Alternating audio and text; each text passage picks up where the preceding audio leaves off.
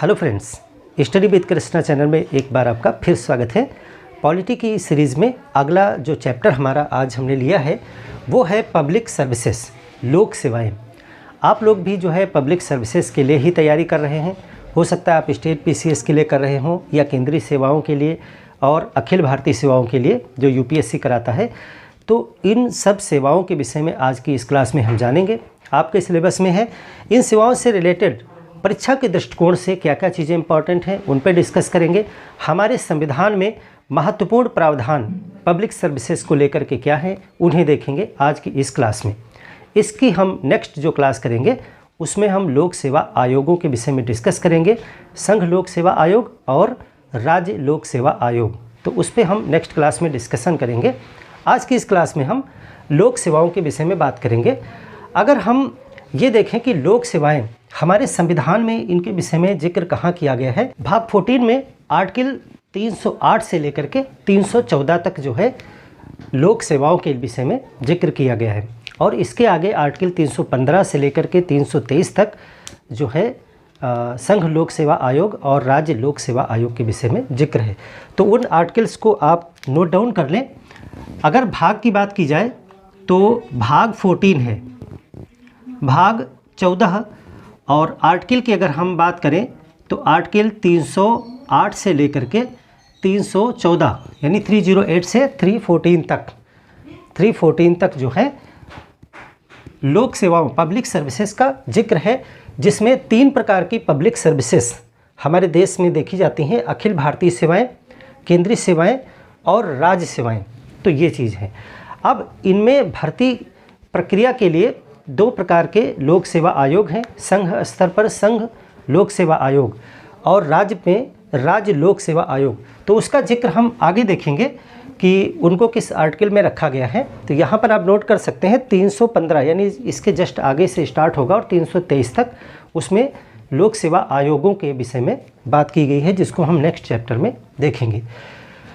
यहाँ पर जो लोक सेवाएं बात की जा रही है पब्लिक सर्विसेज, ये असैन्य है, यानी कि इसमें हमारी मिलिट्री को शामिल नहीं किया गया है। जो हमारी आर्मी है, नेवी है, एयरफोर्स है, उनके अतिरिक्त जो सर्विसेज हैं उनको ही लोक सेवाएं कहा जाता है। लोक सेवाओं को 3 वर्गों में बांटा गया है। पहला जो वर्ग है वो है अखिल भारतीय सेवाएं, all India services. All India services क्या होती हैं? ये केंद्र और राज्य की साझा सेवाएं होती हैं। इसके विषय में हम डिटेल में अभी जानेंगे। दूसरा है केंद्रीय सेवाएं। केंद्रीय सेवाएं ये जो है केंद्र सरकार के अधीन सेवाएं होती हैं, उनके लिए सर्विसेज देते हैं। और तीसरे होती हैं राज्य सेवाएं, जो राज्य सरकार के अधीन सेवाएं होती हैं और उनके लिए सर्विसेज देते हैं। तो सबसे पहले हम जो सबसे महत्वपूर्ण वर्ग है अखिल भारतीय सेवा, उसके विषय में हम जान लें। अखिल भारतीय सेवाएं क्या होती हैं? ऑल इंडिया सर्विसेज इनको कहा जाता है। ये केंद्र एवं राज्य की साझा सेवाएं हैं। अब देखिए, साझा सेवाएं का मतलब क्या है? आपको पता है कि भारत में सरकार का दोहरा स्तर है। पहला स्तर है संघ सरकार और दूसरा स्तर आपके स्टेट में आपकी स्टेट गवर्नमेंट। इन दोनों के लिए ही कर्मचारियों की ज़रूरत पड़ती है। तो यहाँ पर जो आप 2 कैटेगरी देख रहे हैं वो केंद्र सरकार और राज्य सरकार के अलग अलग कर्मचारी हैं। लेकिन ये जो अखिल भारतीय होती हैं ऑल इंडिया सर्विसेज, ये केंद्र एवं राज्य की संयुक्त सेवाएं होती हैं। संयुक्त किस प्रकार से होती हैं? इनकी जो भर्ती है, यानी इन कर्मचारियों की जो भर्ती है, जो प्रशिक्षण है, ये दोनों कार्य जो है वो संघ सरकार के जिम्मे होता है। यानी केंद्र सरकार इनकी भर्ती करती है, इनका प्रशिक्षण इत्यादि करती है। और इसके लिए एक संगठन है जो यूपीएससी के नाम से जाना जाता है, यूनियन पब्लिक सर्विस कमीशन, संघ लोक सेवा आयोग। वही जो है सिफारिश करता है, परीक्षाएं आयोजित करता है, उसके आधार पे वो सिफारिश करता है और राष्ट्रपति के द्वारा जो है नियुक्तियां की जाती हैं। तो भर्ती एवं प्रशिक्षण कौन कराता है? केंद्र सरकार करवाता है। लेकिन ये सर्विसेज कहाँ देते हैं? यानी ये जो चुने जाते हैं अखिल भारतीय सेवाओं में कर्मचारी, ये विभिन्न राज्यों में अपनी सर्विसेज देते हैं जा करके। भारत में टोटल 24 कैडर बनाए गए हैं। हर राज्य के लिए एक कैडर है और कुछ राज्यों के संयुक्त कैडर हैं। टोटल मिलाकर के 24 कैडर बनाए गए हैं। कैडर क्या है देखिए, समझें। इसको समझने से पहले आप इसे पूरी तरीके से समझें। केंद्र ने इसकी भर्ती कर ली। अब केंद्र सरकार की भर्ती के बाद इन कर्मचारियों को विभिन्न राज्यों में विभिन्न पदों पर भेज दिया जाता है। तो वो कैडर के हिसाब से जाते हैं, जैसे यूपी, बिहार, राजस्थान, ये सब अलग अलग कैडर हैं, यानी एक राज्य को एक कैडर कहा गया है। कुछ छोटे छोटे राज्यों को मिलाकर संयुक्त कैडर बनाए गए हैं। टोटल 24 कैडर हैं। देखिए संयुक्त कौन कौन से हैं। एक कैडर है आपका मणिपुर प्लस त्रिपुरा, ये नोट कर लीजिए, मणिपुर प्लस त्रिपुरा मिलाकर के एक कैडर है। यानी कि जो अभ्यर्थी या जो कर्मचारी चयनित होगा अखिल भारतीय सेवा में, चाहे आईएएस हो, आईपीएस हो या आईएफएस हो, वो अगर मणिपुर त्रिपुरा कैडर में जाता है तो दोनों ही प्रदेश के लिए वो सेवाएं देगा। उसमें आपस में उनका स्थानांतरण होगा, ट्रांसफ़र होगा, वो एक कैडर में गिना जाता है। छोटे राज्य हैं। दूसरा एक कैडर है जिसमें 2 राज्य लिए गए हैं, असम प्लस मेघालय, इसको एक कैडर माना गया है, एक कैडर। और तीसरा जो संयुक्त कैडर है उसमें अरुणाचल प्रदेश लिया गया है, अरुणाचल प्लस गोवा उसमें लिया गया है, और जो है मिजोरम लिया गया है, और प्लस जितने भी यूनियन टेरिटरीज हैं, जितने भी केंद्र शासित प्रदेश हैं हमारे में देश में, उन सबको मिला के एक कैडर बनाया गया है। तो ये 3 कैडर ये हो गए जो संयुक्त कैडर कहे जाते हैं। इसके अतिरिक्त जो 21 राज्य बचते हैं वो 21 अलग कैडर हो गए। तो टोटल जो है कैडर कितने हो जाते हैं, टोटल कैडर है 24। कभी आपसे क्वेश्चन किया जा सकता है कि अखिल भारतीय सेवाओं के लिए भारत में कितने कैडर हैं, तो 24 हैं, जिसमें 21 राज्यों के पृथक पृथक हैं। और फिर आप देखिए 22, 23, 24, 25, 26, 27 और 28, टोटल 28 राज्यों के लिए हो गया।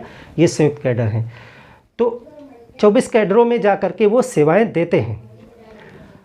अब ये जो अखिल भारतीय सेवाएं हैं इनके विषय में कुछ और चीज़ें जाने। भर्तियों प्रशिक्षण आपने देख लिया, फिर आपने देखा कि ये कार्य कहाँ करते हैं, जा कर के राज्यों में करते हैं। और ये सर्विसेज दोनों गवर्नमेंट के लिए देते हैं, केंद्र सरकार का भी कार्य करते हैं और राज्य सरकार का भी कार्य करते हैं, इसीलिए ये साझा सेवाएं कहलाती हैं। जैसे कि यहाँ पे एग्जाम्पल आप देखोगे, अभी आईएएस अधिकारी है या आईपीएस है या आईएफएस है, जब भी ये किसी ज़िले में पोस्ट होते हैं राज्य में जा कर के अपने कैडर में, तो ये दोनों गवर्नमेंट के रूल्स को फॉलो करवाने के लिए जिम्मेदार हैं, यानी दोनों ही सरकारों के लिए ये सेवा देते हैं, इसीलिए इनको साझा सेवा कहा जाता है। राज्यों के लिए 24 कैडर बनाए गए हैं, 24 टोटल हैं, जिसमें 3 संयुक्त हैं। इनको 5 जोन में भी बांटा गया है, तो वो ज़्यादा डिटेल में जानने की ज़रूरत नहीं आपको है। इसमें देखिए केंद्र का अलग से कोई कैडर नहीं होता है। ऐसा नहीं होगा कि किसी कर्मचारी को कहा जाए कि आप केंद्र के कैडर में हैं, नहीं। अगर आप यूपी के कैडर में हैं तो आप यूपी के लिए भी काम करेंगे, केंद्र सरकार के लिए भी काम करेंगे। वो अलग बात है कि आपको कभी कभी केंद्र के कार्य के लिए लगाया जाता है, कभी कभी राज्य और केंद्र दोनों कार्य के लिए लगाया जाता है, लेकिन केंद्र का अलग से कोई कैडर नहीं दिया गया है। इसमें संयुक्त कैडर भी हैं, जैसे हमने आपको बताया कि 3 संयुक्त कैडर भी इसमें हैं। अच्छा, अब इनकी भर्ती और प्रशिक्षण तो केंद्र सरकार करती है, तो क्या वेतन वगैरह भी केंद्र सरकार देती है? नहीं। इनका वेतन, भत्ते और पेंशन इत्यादि जो हैं वो राज्य सरकार, जो संबंधित राज्य है वो सरकार देती है। अब ये अलग अलग कैडर में जाकर के काम करते हैं। जैसे मान लेते हैं कि हो सकता है कोई असम मेघालय के कैडर में काम कर रहा है, कोई उत्तर प्रदेश के कैडर में काम कर रहा है, कोई बिहार कैडर पे काम कर रहा है, यही अधिकारी हैं। तो क्या इनकी पावर्स हैं, इनकी शक्तियां हैं, या इनके वेतन भत्ते हैं, अधिकार हैं, या जो भी है वो क्या अलग अलग होते हैं? नहीं, ये एक सेवा है, पूरे देश के लिए एक समान कार्य करते हैं। इसीलिए किसी भी कैडर में हो वो एक ही समान पावर्स का इस्तेमाल करते हैं, एक ही समान वेतन और भत्तों का इस्तेमाल करते हैं। इस प्रकार से ये एक अखिल भारतीय सेवा बन जाती है, पूरे देश में एक समान काम करती है। अब अगर इसमें 2 सरकारों का हस्तक्षेप हो गया है कि भर्ती केंद्र सरकार करा रही है, राज्यों के लिए वो काम कर रहे हैं, तो इसमें कितना किसका हस्तक्षेप रहेगा ये भी आपको जानना है। तो देखिए, जो तत्कालिक नियंत्रण होता है, तत्कालिक नियंत्रण का मतलब है कि आज के दिन में जो कार्य हो रहे हैं आज वर्तमान में, तो उस पर राज्य सरकार का नियंत्रण रहता है। लेकिन अंतिम नियंत्रण संघ सरकार का है। यानी कि अगर कोई अनुशासनात्मक कार्रवाई करनी होगी या किसी अखिल भारतीय कर्मचारी को हटाना होगा, उसका डिमोशन इत्यादि करना होगा, तो वह केंद्र सरकार करेगी। लेकिन तत्कालिक नियंत्रण कार्य से संबंधित जो होते हैं वह राज्य सरकार करती है। तो इसमें दोनों ही सरकारों का हस्तक्षेप रहता है इसके नियंत्रण में, लेकिन अंतिम और जो सबसे पावरफुल नियंत्रण है वह केंद्र सरकार के ही अंतर्गत रहता है। तो इस प्रकार से इतनी बातें आपने अखिल भारतीय सेवाओं के विषय में जानी। अखिल भारतीय सेवाएं जो हैं, ऐसा नहीं है कि हमारे देश में जब देश आज़ाद हुआ तब से ही हैं। अखिल भारतीय सेवाएं ब्रिटिश समय से ही हैं। जब हम आगे अभी लोक सेवा आयोग पे चैप्टर करेंगे तब हम उसका इतिहास भी बताएंगे कि कैसे भारत में जो है इन सर्विसेज का जन्म हुआ और कैसे कैसे समय पर इनके नाम वगैरह चेंज हुए, वो वहाँ डिस्कस करेंगे। अब आइए मेन पॉइंट पे आते हैं यहाँ पर कि अखिल भारतीय सेवाओं की जब हम बात करते हैं तो इसमें कौन कौन सी सेवाएं आती हैं, कौन कौन सी सरकारी सेवाएं आती हैं। तो पहली जो सेवा है, जो बहुत प्रभावशाली सेवा मानी जाती है, जिसके लिए आप तैयारी करते हैं, वो है भारतीय प्रशासनिक सेवा, जिसको कहते हैं इंडियन एडमिनिस्ट्रेटिव सर्विसेज यानी IAS। और दूसरी सेवा जो होती है, जो बहुत पावरफुल है, भारतीय पुलिस सेवा IPS। और तीसरी सेवा जो अखिल भारतीय सेवा है वो है IFS, भारतीय वन सेवा। सिर्फ 3 ही सर्विसेज जो है भारत में ऑल इंडिया सर्विसेज मानी जाती हैं, इसके अतिरिक्त कोई ऑल इंडिया सर्विसेज नहीं है। यहाँ पर अक्सर एक भ्रम होता है कि IFS को अक्सर लोग जो है इंडियन फॉरेन सर्विसेज यानी भारतीय विदेश सेवा समझ लेते हैं। वो गलती आप ना करिएगा। जब अखिल भारतीय सेवाओं की बात की जाती है तो IFS का मतलब भारतीय वन सेवा होता है। जो विदेश सेवा है आप देखेंगे कि वो केंद्रीय सेवाओं में आती है। हालांकि जो भारतीय विदेश सेवा होती है वह बहुत प्रमुख और पावरफुल सर्विस है। केंद्रीय सेवाओं में सबसे टॉप पर वो होती है और अखिल भारतीय सेवाओं के बाद में IAS के बाद में पदानुक्रम में अगर देखें तो भारतीय विदेश सेवा का जो है स्तर माना जाता है, लेकिन वह केंद्रीय सेवा में आती है, उस पर हम बात करेंगे बाद में। तो यहाँ पर IFS का मतलब है भारतीय वन सेवा। तो ये तीनों ही सेवाओं की भर्ती कौन कराएगा? हमने जैसा बताया कि इसकी भर्ती के लिए UPSC है। UPSC union public service commission, ये इसके भर्ती के लिए परीक्षाएं वगैरह आयोजित करते हैं। उसके आधार पे जो कैंडिडेट जो है क्वालिफाई होते हैं उनकी वो सिफारिश करते हैं कि इन्हें नियुक्त किया जाए। और नियुक्तियां जो हैं, अखिल भारतीय सेवाओं की नियुक्तियां जो हैं वो राष्ट्रपति के द्वारा की जाती हैं।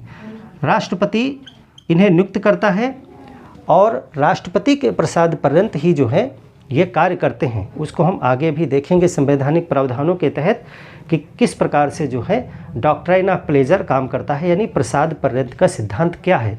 राष्ट्रपति नियुक्त करता है, राष्ट्रपति इनको हटाता है। UPSC के सलाह पर इन्हें नियुक्त किया जाता है। भारतीय प्रशासनिक सेवा IAS, इसके विषय में 2-3 पॉइंट जाने, बहुत ज़्यादा नहीं। देखिए, ये कार्मिक लोक शिकायत एवं पेंशन मंत्रालय जो है वो इसकी मेन कंट्रोलिंग बॉडी है, यानी उसके मंत्रालय के अधीन ये सेवाएं हैं। 1947 में ये नाम आया IAS। इसके पहले इसे ICS के नाम से जाना जाता था। यानी ब्रिटिश काल में इंडियन सिविल सर्विसेज जो होता था उसी को आज़ादी के बाद में IAS कहा गया, तो ये उसी का नाम रूपांतरण है। इनका प्रशिक्षण जो है लाल बहादुर शास्त्री राष्ट्रीय प्रशासनिक अकादमी जो मसूरी में है, LBSNAA उत्तराखंड में, वहाँ पर सभी जो अखिल भारतीय सेवाएं होती हैं उनका प्रशिक्षण वहीं से प्रारंभ होता है।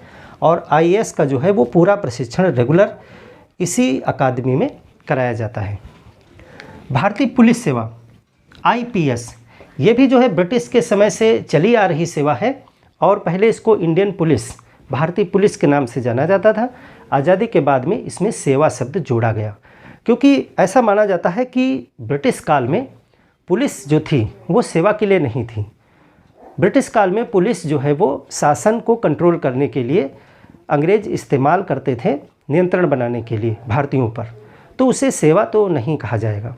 लेकिन आज़ादी के बाद में एक पवित्र भावना के तहत ये माना गया कि इसमें सेवा शब्द जोड़ा जाए और 1947 में इसे भारतीय पुलिस की जगह भारतीय पुलिस सेवा इंडियन पुलिस सर्विसेज IPS नाम दिया गया।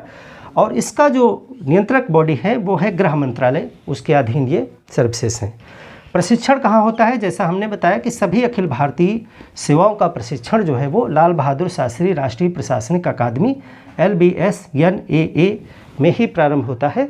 तो वहाँ भी प्रशिक्षण इनका होता है, लेकिन चूँकि पुलिस का है तो उसके लिए एक अलग से संस्था है जो इसका प्रशिक्षण करती है, सरदार वल्लभ भाई पटेल राष्ट्रीय पुलिस अकादमी हैदराबाद। मुख्य रूप से इनका यहाँ पर प्रशिक्षण होता है पुलिस से रिलेटेड।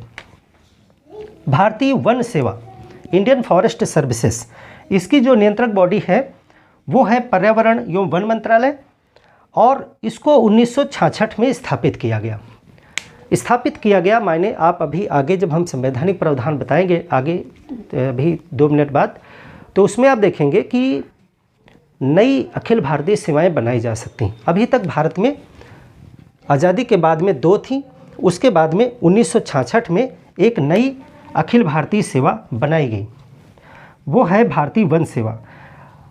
अखिल भारतीय सेवा कैसे बनती है उसके लिए राज्यसभा से शुरुआत होती है।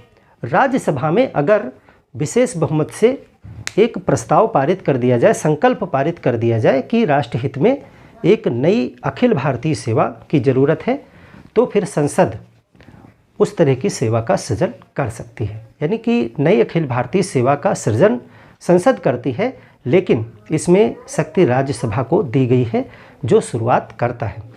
तो वैसे ही 1966 में एक नई अखिल भारतीय सेवा का सृजन किया गया जिसे भारतीय वन सेवा कहा गया। अब देखिए, ये जो अखिल भारतीय हैं ये पूरे ऑल इंडिया वर्क करते हैं, ये केंद्र और राज्य दोनों की साझा सेवा है।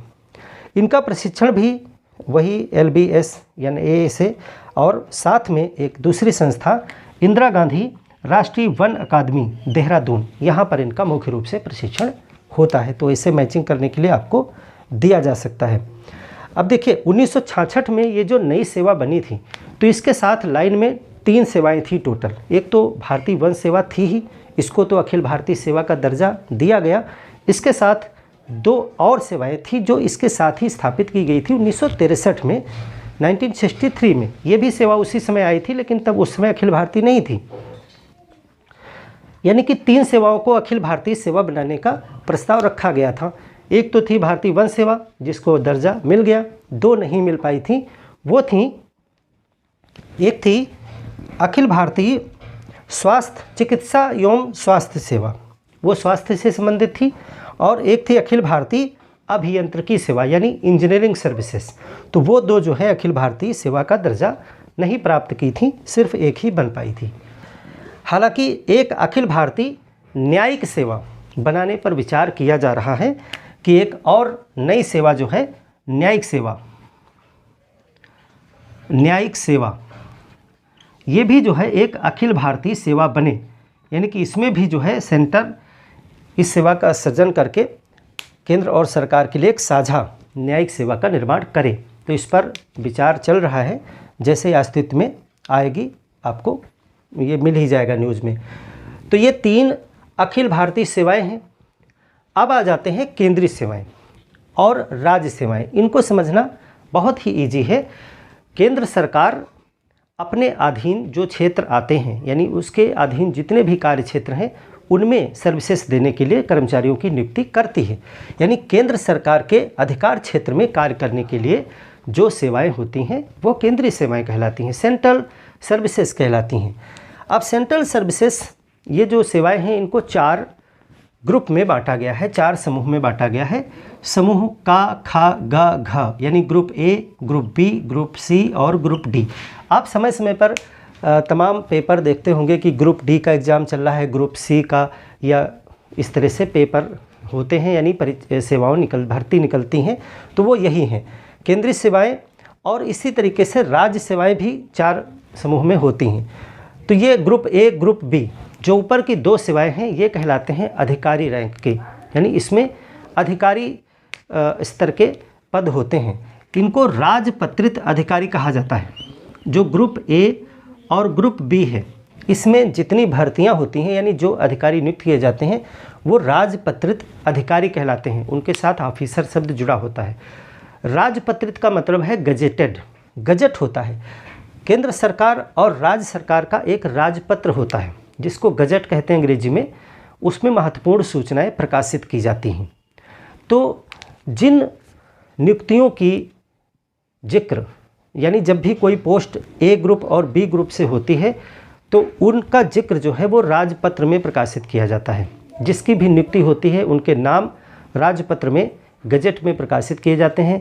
अगर उनका स्थानांतरण होता है, अगर उनको हटाया जाता है, तो वो सारी जानकारियां, यानी नियुक्ति, स्थानांतरण, हटाया जाना इत्यादि, वो राजपत्र में प्रकाशित होता है। इसीलिए इन अधिकारियों को राजपत्रित अधिकारी कहा जाता है। इनके पास कुछ विशेष शक्तियां भी होती हैं। जैसे कि एग्जाम्पल के लिए आप जानते हैं कि अगर कोई डॉक्यूमेंट का वेरिफिकेशन करना हो, जैसे आपके शैक्षिक डॉक्यूमेंट हैं, आपकी मार्कशीट वगैरह है, उसको अटेस्ट करना हो, वेरीफाई करना हो, तो उसमें लिखा होता है कि इसको जो है गजटेड ऑफिसर से, यानी राजपत्रित अधिकारी से प्रमाणित करवाना चाहिए, यानी करवाना है। तो वही ग्रुप ए और ग्रुप बी के अधिकारी राजपत्रित होते हैं जिनके पास ये पावर है, बाकी ये लोग नहीं कर सकते हैं। तो ये राज्य में भी होते हैं और केंद्र में भी होते हैं, चारों ग्रुप। जो ग्रुप सी होता है उसमें लिपिकी आते हैं, यानी कि जैसे कि टाइपिस्ट है, जैसे कि इस तरह के जो क्लर्क वगैरह पद होते हैं वो ग्रुप सी में आते हैं। और ग्रुप डी में वह पद आते हैं जो श्रमिक कैटेगरी में आते हैं, जैसे कि ड्राइवर है, माली है, चपरासी है। इस तरह से श्रमिक कैटेगरी में जो आते हैं वो ग्रुप डी में कहलाते हैं। तो ये 4 प्रकार के ग्रुप हैं। इनको पहले दूसरे नाम से जाना जाता था, अब इनको इस नाम से जानते हैं। अगर हम कुछ केंद्रीय सेवाओं का एग्जाम्पल, वैसे तो बहुत हैं, 20+ हैं, तो अगर हम देखें कि कौन कौन सी सेवाएं हैं, जैसे भारतीय विदेश सेवा जो है, केंद्रीय अभियांत्रिकी सेवा यानी इंजीनियरिंग, स्वास्थ्य सेवा, केंद्रीय स्वास्थ्य सेवा, भारतीय डाक सेवा, भारतीय रेल सेवा। देखिए जो भी केंद्र सरकार के अंतर्गत आते हैं क्षेत्र, उनमें जो सर्विसेज होती हैं, जैसे डाक विभाग, रेल विभाग में और इस तरह बहुत सारे हैं, उनमें जो नौकरियां निकलती हैं उन्हीं को हम केंद्रीय सेवाएं कहते हैं। तो ये सब जो है केंद्रीय सेवाओं के उदाहरण हैं। इसी तरीके से आप राज्य सेवाओं में आ जाएं, तो राज्य सेवाओं में ये राज्य सरकार के अधिकार क्षेत्र में कार्य करते हैं। अब थोड़ा सा यहाँ पर आप एक चीज़ देख लीजिएगा, अखिल भारतीय सेवा में जो लोग होते हैं वो लोग भी जा कर के राज्य में ही सेवा करते हैं, और जो राज्य सेवा के अधिकारी होते हैं वो भी राज्य में ही काम करते हैं। लेकिन यहाँ पर ये गौर करिएगा कि जो अखिल भारतीय सेवा का कर्मचारी, ये अधिकारी है, वह टॉप पे ही रहेगा। वह जिस विभाग में होगा उस विभाग का सबसे प्रमुख अधिकारी वही होगा जो अखिल भारतीय सेवा से होगा। उसके बाद राज्य के कर्मचारी होंगे, यानी कि राज्य की जो सेवाएं होती हैं वो अखिल भारतीय सेवाओं के नीचे होती हैं, पदानुक्रम में, हायरार्की में उसके नीचे होती हैं। जैसे राज्य में, जिले में डीएम भी कार्य करता है, और राज्य में, जिले में राज्य के कर्मचारी भी काम करते हैं, तो डीएम जो है वो हमेशा ऊपर ही रहेगा। अखिल भारतीय सेवाओं के नीचे राज्य सेवाएं रहेंगी। इसमें भी 4 समूह हैं, ए, बी, सी, डी। जैसे हमने यहाँ पे आपको समझाया, बिल्कुल वही सिस्टम यहाँ पर है राज्य के। इसमें जैसे उदाहरण लें तो राज्य की सिविल सेवा है, राज्य के पुलिस, राज्य के अपना देखिए स्टेट जो है पीसीएस कराता है एग्ज़ाम, राज्य की सिविल सेवाओं के लिए एग्ज़ाम होते हैं, तो वो राज्य की सेवाओं के अंतर्गत आते हैं। राज्य सिविल सेवा, राज्य पुलिस सेवा, राज्य वन सेवा, राज्य कृषि सेवा, इनको राज्य के नाम के साथ में मिला करके नाम दिया जाता है। जैसे उत्तर प्रदेश पुलिस सेवा, राजस्थान पुलिस सेवा, उत्तराखंड पुलिस सेवा, इस तरह से राज्य का नाम जोड़ करके नाम रखा जाता है। तो ये हैं राज्य की सेवाएं।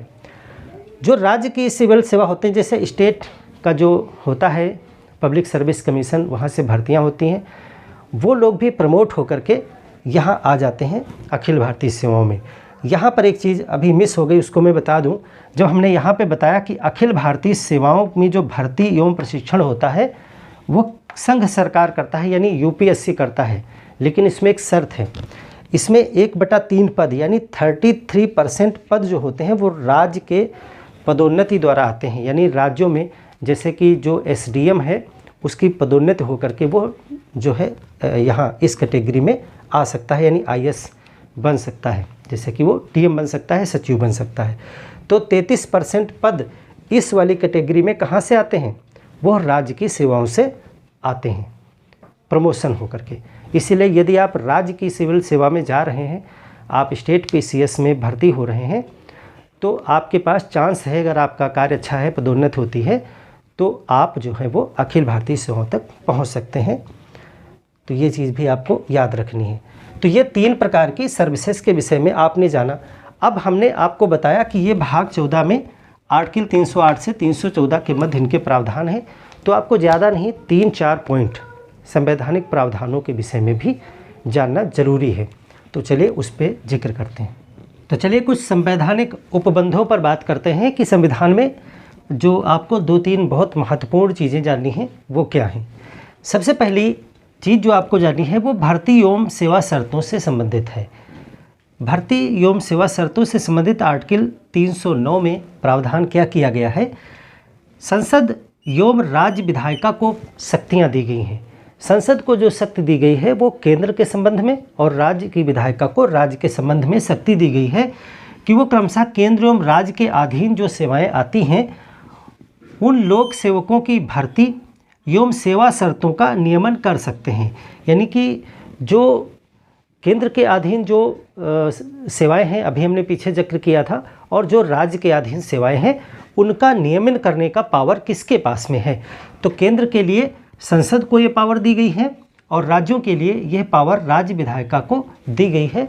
बिल्कुल सिंपल है, अंडरस्टूड है, इसमें कुछ भी ऐसा नहीं है जो जटिल हो। ये तो 309 में व्यवस्था की गई है। देखिए 308 भी इसके पहले था, जिसमें कहा गया था कि ये प्रावधान जो है जम्मू एवं कश्मीर पे लागू नहीं होंगे।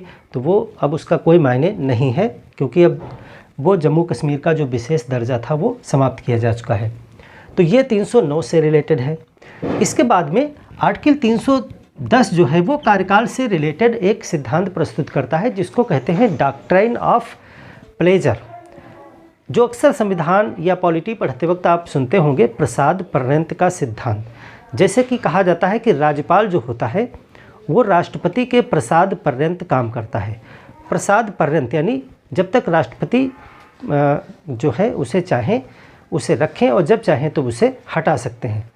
तो यही जो है प्रसाद पर्यंत का सिद्धांत डॉक्ट्राइन ऑफ प्लेजर प्रिंसिपल कहलाता है।